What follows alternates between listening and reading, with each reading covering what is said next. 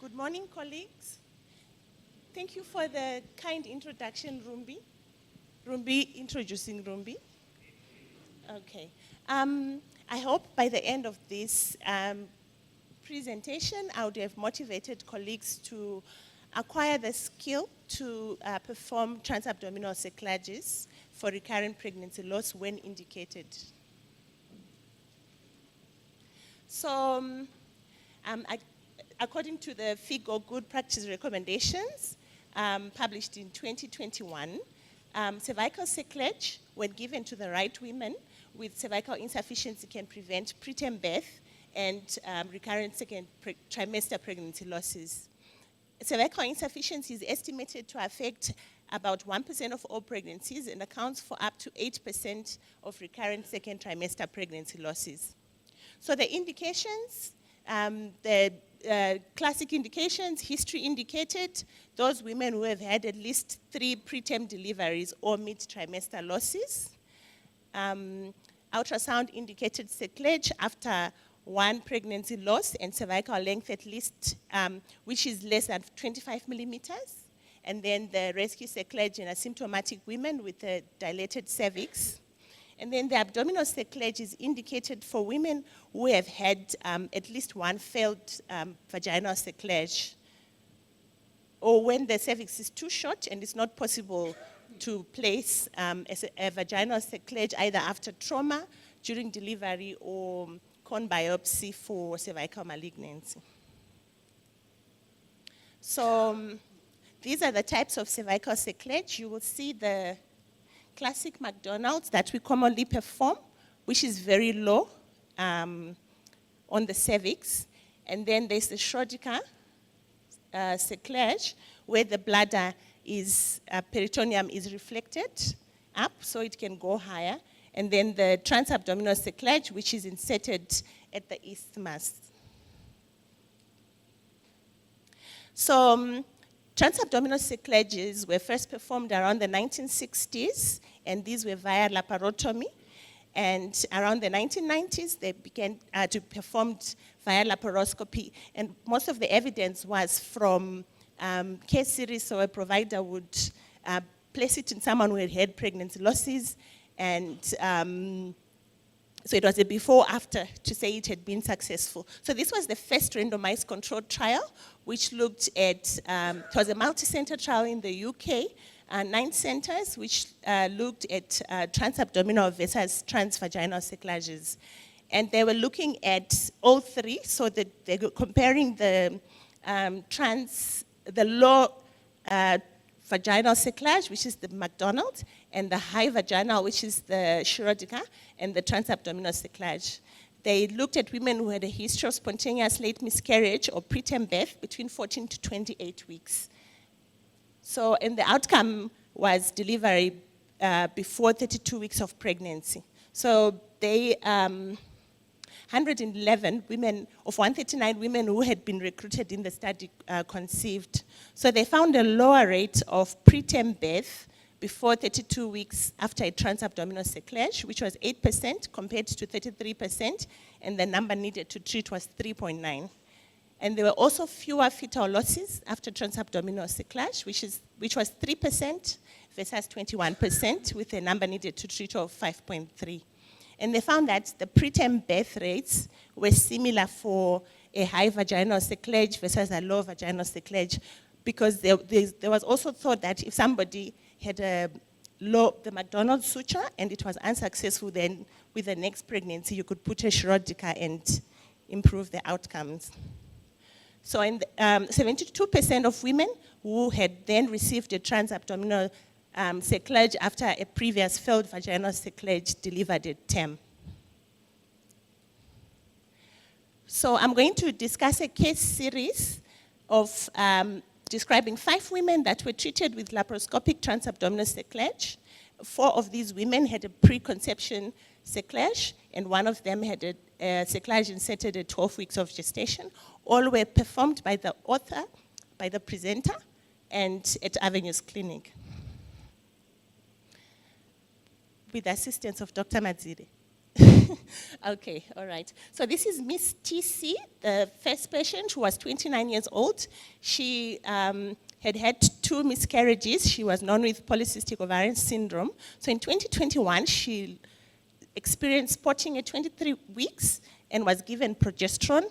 Then 2 days later, she had contractions and expelled. In 2022, she had a low vaginal cerclage inserted at 12 weeks. At 22 weeks, the cervix started dilating, painless dilation. She was taken to theater for a new low vaginal cerclage, and she then developed severe contractions. The stitch was removed, and she expelled immediately. So on examination, her uterus was normal. The other recurrent pregnancy loss tests were negative.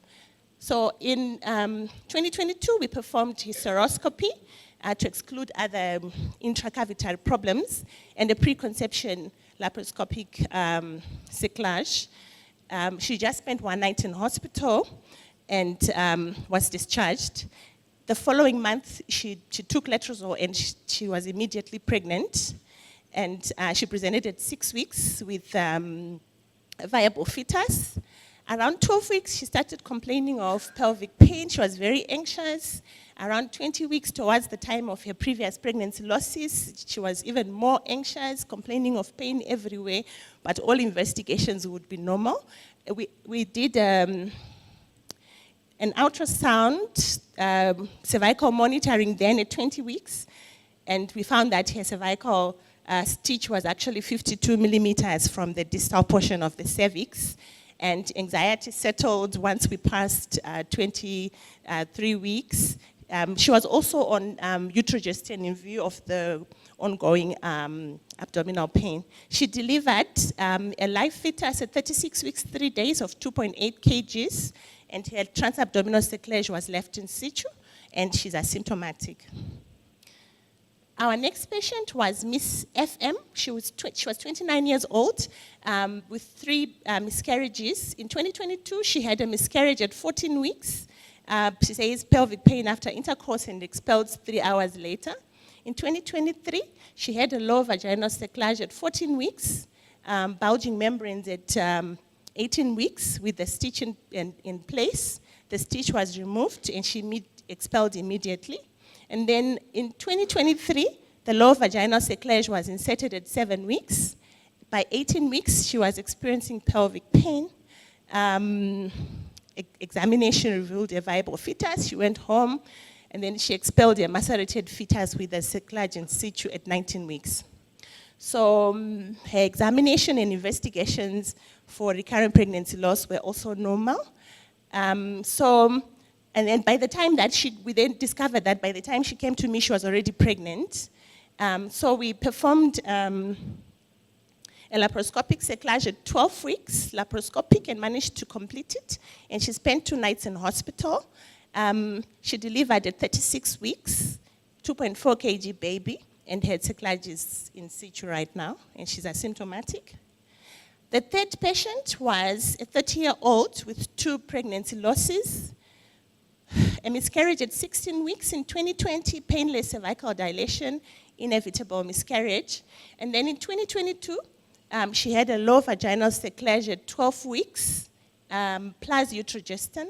And from 16 weeks, she was experiencing brownish PV discharge and a dilating cervix. Utrogestin dose increased, inpatient admission, legs up. The cerclage was revised. But then she had it dilated again at 22 weeks, and she expelled a non-viable fetus. So this was another woman with PCOS features, obese, 128 kgs, BMI of 46.5.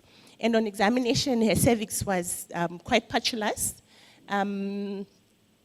So we did discuss weight loss, which she worked very hard. And by the time we did the cerclage, she was about 109 kgs. We did a laparoscopic cerclage, but unfortunately, this lady has, just after the pregnancy loss, she separated with her partner, so she hasn't had an opportunity to conceive. She's still searching. And then Miss HM 40 years old, para O, she says she's gravida 14. Her first pregnancy was lost at 20 weeks with preterm. First she drained, not Promde, sorry. Then in 2003, she lost another one at 16 weeks. Then she had 2 more second trimester losses before a low vaginal cerclage was placed. So she had the subsequent 4 pregnancies, she had low vaginal cerclages placed. And she continued to miscarry, and then she gave up. And she says she had several other pregnancies after that, all lost between 14 to 18 weeks. So she lost her first marriage because of this, then got into the second marriage, and then HIV came into that marriage because related to this as well, the pregnancy losses. And we did a transabdominal cerclage on her. She had a large uterus, which was quite goblined with difficult access in the pelvis. So this ended up being converted to a laparotomy. But she's got her cerclage in situ as well. And then the patient number 5 is Miss SN, 33 years old, para 1+3, who also had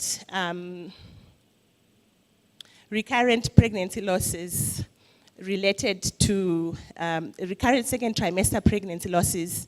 So she had an ectopic pregnancy in 2018, failed vacuum delivery, then cesarean section for CPD, and then a miscarriage at 22 weeks in 2022. And then in its next pregnancy in 2023, had a low vaginal cerclage that was inserted around 20 weeks. The cervix dilated at 24 weeks. And the cerclage was redone, and the cervix dilated again.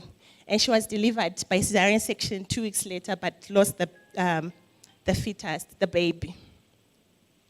So on examination, she has a defect on the left lateral cervix, which is extending to the corpus. So this is related to cervical trauma. So she also has a cervical cerclage in situ, and she is currently on a second cycle of letrozole for induction of ovulation. She has an ovulatory disorder. So for this case series, 5 women were treated with laparoscopic cerclage for preconception, 1 at 12 weeks. They successfully placed in all of them, and 2 women have delivered live babies at 36 weeks gestation. One of them was with the preconception cerclage, 1 with the post-conception cerclage. And 3 women have not conceived yet. 2 of them have lost their relationships related to the recurrent pregnancy loss. So on these images, I'm just, because of time limitations and technical issues, I couldn't put a video of the, but any surgeon that can perform laparoscopic surgery, a hysterectomy, should be able to perform a transabdominal cerclage, because the technique involves reflecting the uterovesical fold and making sure, so this is it's reflected, and just making sure to insert the stitch medial to the uterine arteries. So this was a needle going, and we've been using methylene tape. And this is after the stitch is placed, and this is tying the knot. And this is what it looks at the back, from the back. That's the stitch, that's what it will be looking like. And then we then just close this uterovesical fold with vicus suture. So if you look on here, this was patient number 1 that I described. This was her scan at 20 weeks. Where, if you see here, this is the cervix, this is the baby, and this is the position of the stitch here. That's its shadow in there, so it's really high up, and the cervix, we had like 5 centimeters of cervix. And then if you look at someone who's had a low vaginal cerclage, this is the stitch there and there. You see how low it is in the cervix. So the rest of the cervix here has no stitch. So if this has failed, better to do this, because then you are able to put it high up and not have any bit of cervix dilating.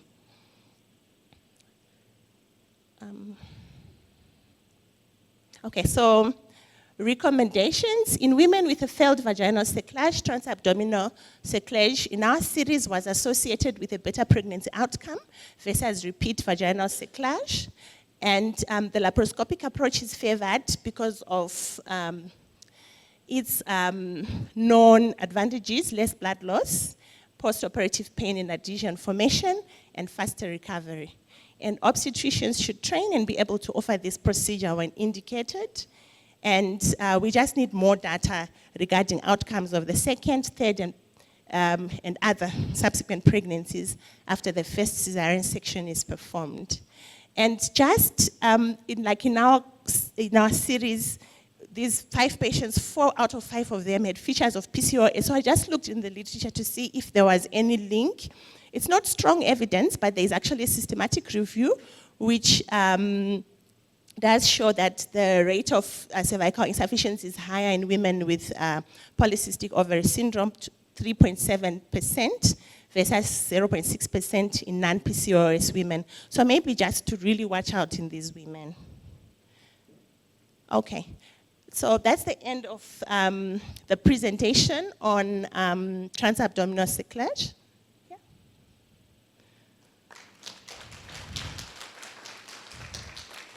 I just want to introduce the IVF lab. Okay. So I just wanted to introduce a new IVF lab in Harare. Should any of your patients require the services, it's called Dawn Fertility Center. And it's located at number 11 Dunkirk Drive in Alexandra Park. We are offering andrology services as well as sperm washing for IUI, IVF, and fertility preservation. We are just finalizing our logistics regarding pre-implantation genetic testing for when it is indicated. Thank you.